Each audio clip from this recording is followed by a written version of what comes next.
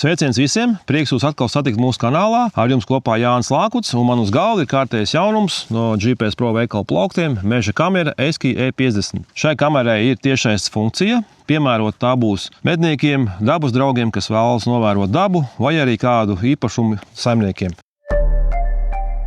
Mēs šeit redzam salīdzinoši nemazu nelielu kameriņu, kura grozās uz visām pusēm. Tātad tā ir 360 grādu leņķis, ja būsim precīzi, tad 355, tātad kamera griežās pa savu asi praktiski uz visām pusēm pilnībā. Un uz augšu tā ir regulējama 108 grādos. Šeit ir arī antenas, kas papildus palīdz uztvert labāku zonu. Viena nianse, kas ir ļoti svarīga, ka šai kamerai vajadzīgs 4G tīkls. Ja šis 4G tīkls nebūs īpaši noturīgs, tad ar šīm te antēnām kamera maz lieto internetu pievilks labāk. Bet uz to ļoti paļauties nevajag. Ļoti svarīgi, lai ir šis te 4G pārklājums. Tātad, ko mēs te redzam, mums ir kustības sensors, kas naktī un dienā detektē kustību. Tiklīdz ir kustība, tā veidojās video ieraksts. Un šis te video ieraksts tiek ierakstīts SD kartē, kuri jau ir šeit kamerā ievietota.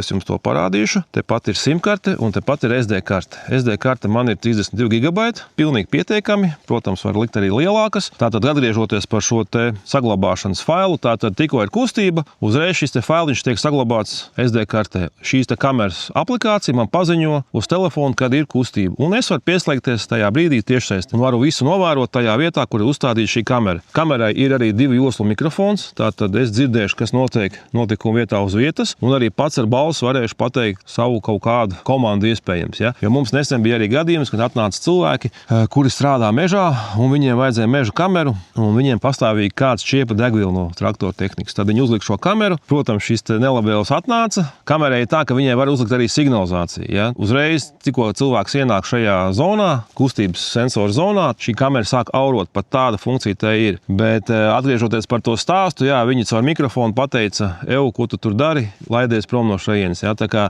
šis te mikrofons arī reizēm ir baigi forši, kad jūs varat arī dzirdēt visu, kas apkārt notiek, un arī nodot komandu kādu. Ja? Kamerai iebūvēts ir litija akumulators 8400 mAh. Kamera ir uzlādējama šeit ar C-taipu. Šeit mēs pievienojam saules paneli. Teiksim tā, kad ir saule, ir ļoti efektīvs. Tas pilnībā notur šo te tātad kameras iebūvēto akumulatoru pie dzīvības, un uzliekot šo saules paneli, jums vairs tā nebūs jālādē visas vasaras garumā. Enerģija, ko saņem šis saules panelis, tiešām ļoti efektīva. Kamera ir pati kamuflētā krāsā, tas ir ļoti labi, varam to nomaskēt, un kas padara šo kameru ļoti īpašu ar to, ka tai ir tātad SIM karti var ielikt un arī var uztvert Wi-Fi. Tātad, ja jums īpašumā ir Wi-Fi signāls, tad jūs noteikti šo kameru varat pievienot bez šīs te SIM kartes. Tas ir ļoti ērti. Bieži vien mums klienti vaicā, kas notiek ar šo kameru ziemas periodā, kad ir liels mīnus, kas notiek ar akumulatoru. Jā, akumulators diezgan strauji nosēžās. Un saules panelis daļa sniega, daļa visa pārējā, kad arī nav tā saules gaisma, vairs nav tik nepieciešams. Tādēļ ir izcinājums. Pie mums GPS Pro veikalā var iegādāties šādu te kabelīti.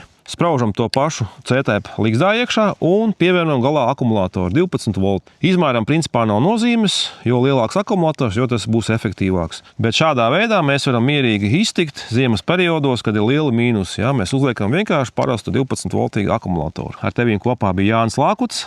Tad jau tiekamies atkal jaunos apskatos. Čau!